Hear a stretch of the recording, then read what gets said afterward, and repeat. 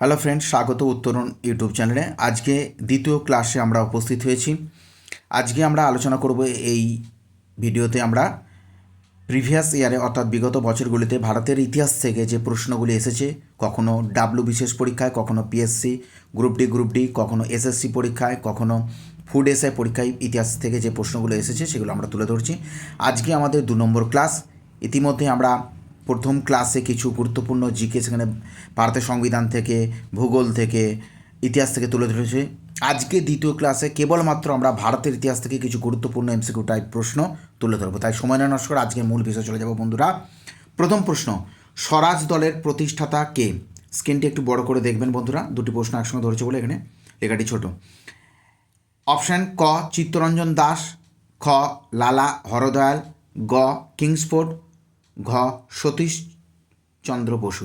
স্বরাজ দলের প্রতিষ্ঠাতা প্রত্যেকেই জানেন, যেটা 1923 সালে 1 জানুয়ারি প্রতিষ্ঠিত হয়েছিল এবং প্রতিষ্ঠাতা ছিলেন, মনে রাখবেন, অপশান ক চিত্তরঞ্জন দাস এবং মতিলাল নেহেরু। তাহলে উত্তর হবে স্বরাজ দলের প্রতিষ্ঠাতা অপশান ক চিত্তরঞ্জন দাস এবং মতিলাল নেহেরু। সালটা মনে রাখবেন 1923 1 জানুয়ারি। চলে যাচ্ছে আমরা দ্বিতীয় নম্বর প্রশ্ন। ভিভিআই এই প্রশ্নটি ডাব্লিউবিসিএস পরীক্ষায় এসেছে বন্ধুরা। প্রশ্নটি খুবই গুরুত্বপূর্ণ বন্ধুরা। স্বাধীন ভারতের প্রথম গভর্নর জেনারেল হলেন অপশন ক লর্ড মাউন্টব্যাটেন, খ রাজা গোপালচারী, গ সুভাষ বসু, ঘ মহাত্মা গান্ধী। প্রত্যেকেই জানেন স্বাধীন ভারতের প্রথম গভর্নর জেনারেল হলেন লর্ড মাউন্টব্যাটেন। চলে যাব আমরা পরবর্তী প্রশ্নে। তাহলে উত্তর হলো অপশন ক লর্ড মাউন্টব্যাটেন। চলে এলাম বন্ধুরা আমরা পরবর্তী প্রশ্ন, একটি গুরুত্বপূর্ণ প্রশ্ন। ভারতের প্রথম রাজনৈতিক সংগঠন ছিল ক ভারত সভা, খ ভূমি অধিকারী সভা, গ ব্রাহ্ম সভা, ঘ ভারতীয় জাতীয় কংগ্রেস। তাহলে ভারতের প্রথম রাজনৈতিক সংগঠন ছিল, উত্তর হবে খ ভূমি অধিকারী সভা, বা এটার অন্য নাম হতে পারে ভূমি মালিক সমিতি, যেটা প্রতিষ্ঠিত হয়েছিল 1838 খ্রিস্টাব্দে কলকাতায় এবং প্রতিষ্ঠাতা ছিলেন দ্বারকানাথ ঠাকুর। এটি পূর্ব নাম ছিল কিন্তু জমিদারি সমিতি বা জমিদারি সভা, মনে রাখবেন। তাহলে বন্ধুরা, তাহলে উত্তর হলো অপশান খ ভূম্যধিকারী সভা, যেটা প্রতিষ্ঠা কালটাও মনে রাখবেন 1838 কলকাতায়, প্রতিষ্ঠাতা ছিলেন দ্বারকানাথ ঠাকুর। চলে এলাম পরবর্তী প্রশ্ন। খিলাফত শব্দের অর্থ কী? ক উত্তরাধিকারী, খ বিচারক, গ প্রতিষ্ঠাতা, ঘ প্রবর্তক। বলে রাখি বন্ধুরা, খিলাফত শব্দটি একটি আরবি শব্দ, যেটা খলিফা থেকে এসেছে। এর অর্থ হলো উত্তর অপশান ক উত্তরাধিকারী। চলে এলাম বন্ধুরা একটি পরবর্তী গুরুত্বপূর্ণ প্রশ্ন ভিভিআই, যেটি গ্রাম পঞ্চায়েত পরীক্ষায় এবং মিসলেনিয়াস পরীক্ষায় আসার সম্ভাবনা প্রবল 2026-এ। এই প্রশ্নটি বহুবার পিএসসি, মিসলেনিয়াস এবং বিশেষ করে ডাব্লিউবিসিএস পরীক্ষায় এবং এসএসসি পরীক্ষায় কিন্তু ওল্ড যে এসএসসিগুলো হতো যখন বামফ্রন্টের আমলে, তখন কিন্তু এই প্রশ্নগুলি আসতো জিকেতে। নীল দর্পণের ইংরেজি অনুবাদক ছিলেন ক নীলকর সাহেব, খ মধুসূদন দত্ত, গ দীনবন্ধু মিত্র, ঘ তিলক। এখানে উত্তর হবে কিন্তু উত্তর খ মধুসূদন দত্ত। আর ইংরেজি যে অনুবাদটা করেছিলেন মাইকেল মধুসূদন দত্ত, সেটা মনে রাখবেন Nil Darpan or the indigo planting mirror. আর মনে রাখবেন নীল দর্পণ নাটকটি বাংলা নাটক, এটি রচয়িতা করেছিলেন বা লিখেছিলেন, এর রচয়িতা ছিলেন দীনবন্ধু মিত্র। আবার এটা নিয়ে অনেক মতানৈক্য আছে। অনেকে বলে যে নীল দর্পণ নাটকটি ইংরাজি অনুবাদক ছিলেন জেমস লং, কিন্তু এখানে অপশানে জেমস লং নেই, তাহলে আমরা মাইকেল মধুসূদন দত্তকে নেব। আর অনুবাদটা মনে রাখবেন Nil Darpan or the indigo planting mirror. কেমন? চলে এলাম পরবর্তী একটি গুরুত্বপূর্ণ প্রশ্ন ভিভিআই। বাংলায় প্রতিষ্ঠিত প্রথম বিপ্লবী সমিতি হল ক মিত্রমেলা, খ অনুশীলন সমিতি, গ আর্য সমাজ, ঘ গদর পার্টি। উত্তর হবে বাংলায় প্রতিষ্ঠিত প্রথম বিপ্লবী সমিতি হল উত্তর খ অনুশীলন সমিতি। মনে রাখবেন প্রতিষ্ঠা হয়েছিল 1902 সালে 24শে মার্চ কলকাতায়। প্রতিষ্ঠাতা ছিলেন সতীশচন্দ্র বসু এবং প্রমথনাথ মিত্রের প্রচেষ্টায় কিন্তু কলকাতার হিঁদু অঞ্চলে অনুশীলন সমিতি প্রতিষ্ঠিত হয়েছিল এবং এটাই ছিল বাংলার প্রথম বিপ্লবী সমিতি। চলে যাচ্ছি পরবর্তী প্রশ্নে বন্ধুরা। চলে এলাম বন্ধুরা একটি গুরুত্বপূর্ণ প্রশ্নে। ত্রিপুরী কংগ্রেস অধিবেশন অনুষ্ঠিত হয় অপশন ক 1938 খ্রিস্টাব্দে, খ 1939 খ্রিস্টাব্দে, গ 1940 খ্রিস্টাব্দে, ঘ 1941 খ্রিস্টাব্দে।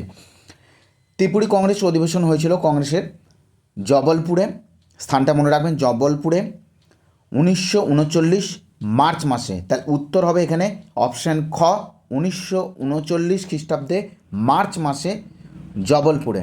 এই সময় কিন্তু গান্ধীজি অনশন করছিলেন এবং নেতাজি সুভাষচন্দ্র বসু অসুস্থ ছিলেন, ওনার সভাপতিত্ব করার কথা ছিল, উনি অসুস্থ ছিলেন। তাহলে উত্তর হবে 1939 খ্রিস্টাব্দে জবলপুরে। চলে এলাম বন্ধুরা আমরা পরবর্তী প্রশ্ন, একটি গুরুত্বপূর্ণ প্রশ্ন। দক্ষিণ ভারতে কৃষক বিদ্রোহের সূচনা হয় ক 1875, খ 1890 খ্রিস্টাব্দে, গ 1885 খ্রিস্টাব্দে, ঘ 1878 খ্রিস্টাব্দে।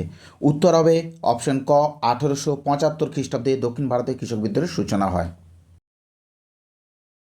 চলে এলাম বন্ধুরা একটি পরবর্তী গুরুত্বপূর্ণ প্রশ্ন।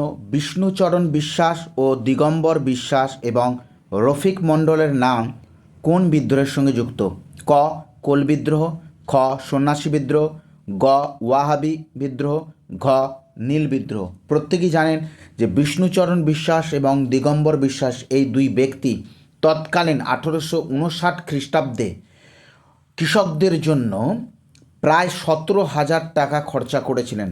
এই 17,000 টাকা 1859 সালে খরচা করে সর্বশান্ত হয়ে গেছিলেন এবং ওই দুই ব্যক্তির নেতৃত্বে 1859 সালে নদিয়া জেলার চৌগাছা গ্রামে প্রথম নীল বিদ্রোহের সূচনা হয়েছিল। অতএব উত্তর হবে ঘ নীল বিদ্রোহ। চলে এলাম পরবর্তী একটি গুরুত্বপূর্ণ প্রশ্ন, যে প্রশ্নটি বহুবার বিভিন্ন চাকরি পরীক্ষায় এসেছে। ভারতের জাতীয় কংগ্রেস প্রতিষ্ঠিত হয় ক 1880 খ্রিস্টাব্দে, খ 1870 খ্রিস্টাব্দে, গ 1886 খ্রিস্টাব্দে, ঘ 1885 খ্রিস্টাব্দে। উত্তর হবে ঘ 1885 খ্রিস্টাব্দে 28শে ডিসেম্বর নয়া দিল্লিতে, এবং প্রতিষ্ঠাতা ছিলেন অ্যালান অক্টাভিয়ান হিউম। মনে চলে এলাম বন্ধুরা পরবর্তী প্রশ্ন, এই প্রশ্নটাও বহুবার বিভিন্ন চাকরি পরীক্ষায় এসেছে। কার্লাইল সার্কুলার জারি হয় কবে? 1902, 1905, 1909, 1920 খ্রিস্টাব্দে। উত্তর হবে অপশান খ 1905 খ্রিস্টাব্দে কার্লাইল সার্কুলার জারি হয়। চলে যাচ্ছি পরবর্তী প্রশ্নে। প্রথম ভারতীয় পরিষদ আইন পাশ হয় কবে? 1890 খ্রিস্টাব্দে, 1891 খ্রিস্টাব্দে, 1861 খ্রিস্টাব্দে, 1893 খ্রিস্টাব্দে। উত্তর হবে অপশান গ 1861 খ্রিস্টাব্দে। আর মনে রাখবেন দ্বিতীয়বার ভারতীয় পরিষদ আইন পাশ হয় 1892 খ্রিস্টাব্দে। এই প্রশ্নটি ডাব্লিউবিসিএস পরীক্ষায় এসেছে। প্রশ্নটি হচ্ছে 1886 সালে জাতীয় কংগ্রেসের দ্বিতীয় অধিবেশন বসে কোথায়? বম্বে, মাদ্রাজে, মহারাষ্ট্রে না কলকাতায়? উত্তর হবে 1886 সালে জাতীয় কংগ্রেসের অধিবেশন বসে কলকাতায়। আর মনে রাখবেন এই অধিবেশনে সভাপতিত্ব করেন দাদাভাই নওরোজি। চলে এলাম বন্ধুরা একটি গুরুত্বপূর্ণ প্রশ্ন, ভিভিআই। রবীন্দ্রনাথ ঠাকুর ভারত পথিক বলে সম্মান জানিয়েছিলেন কাকে? ক মহাত্মা গান্ধীকে, খ স্বামী বিবেকানন্দকে, গ ঈশ্বরচন্দ্র বিদ্যাসাগরকে, ঘ রাজা রামমোহনকে। প্রত্যেকেই জানেন উত্তর হবে রাজা রামমোহনকে, তার বিভিন্ন সমাজ সংস্কারমূলক কাজের প্রচেষ্টার জন্য। চলে এলাম পরবর্তী একটি গুরুত্বপূর্ণ প্রশ্ন, প্রশ্নটি আসার সম্ভাবনা প্রবল, মিসেলেনিয়াস না হলে গ্রাম পঞ্চায়েতে বিভিন্ন চাকরি পরীক্ষা 2026 যেগুলো হতে চলেছে, আসার সম্ভাবনা প্রবল। রবীন্দ্রনাথ কর্তৃক রাখি বন্ধন উৎসব পালনের আহ্বান করা হয় কত সালে? 1905 খ্রিস্টাব্দে 15 আগস্ট, 1905 16ই অক্টোবর, 1905 খ্রিস্টাব্দে 18ই জুলাই, 1905 খ্রিস্টাব্দে 7ই আগস্ট। উত্তর হবে অপশান খ 1905 খ্রিস্টাব্দের 16ই অক্টোবর, হিন্দু মুসলিম ঐক্যের জন্য এবং বঙ্গভঙ্গ প্রতিরোধের জন্য রবীন্দ্রনাথ ঠাকুর রাখি বন্ধন উৎসবের পালনের আহ্বান জানান। উত্তর হবে অপশান খ 1905 16ই অক্টোবর। পরের প্রশ্ন গুরুত্বপূর্ণ, ভিভিআই দেশপ্রিয় নামে অভিহিত হন মহাত্মা গান্ধী, সুভাষচন্দ্র বসু, সুরেন্দ্রনাথ বন্দ্যোপাধ্যায় না যতীন্দ্রমোহন সেনগুপ্ত? উত্তর হবে অপশান ঘ যতীন্দ্রমোহন সেনগুপ্ত। চলে এলাম পরবর্তী প্রশ্ন। ভিভিআই লোকহিতবাদী নামে পরিচিত গোপালকৃষ্ণ গোখলে, গোপাল হরি দেশমুখ, স্বামী বিবেকানন্দ না লোকমান্য তিলক? প্রত্যেকেই জানেন, উত্তর হবে অপশান খ, গোপাল হরি দেশমুখ। চলে এলাম পরবর্তী প্রশ্ন। রেশমি রুমাল ষড়যন্ত্র মামলা শুরু হয় 1914, 1915, 1916, 1917 খ্রিস্টাব্দে। উত্তর হবে অপশান গ, 1916। চলে এলাম পরবর্তী। ভিভিআই চরমপন্থী দল কখন কোন অধিবেশনে কংগ্রেস ত্যাগ করে?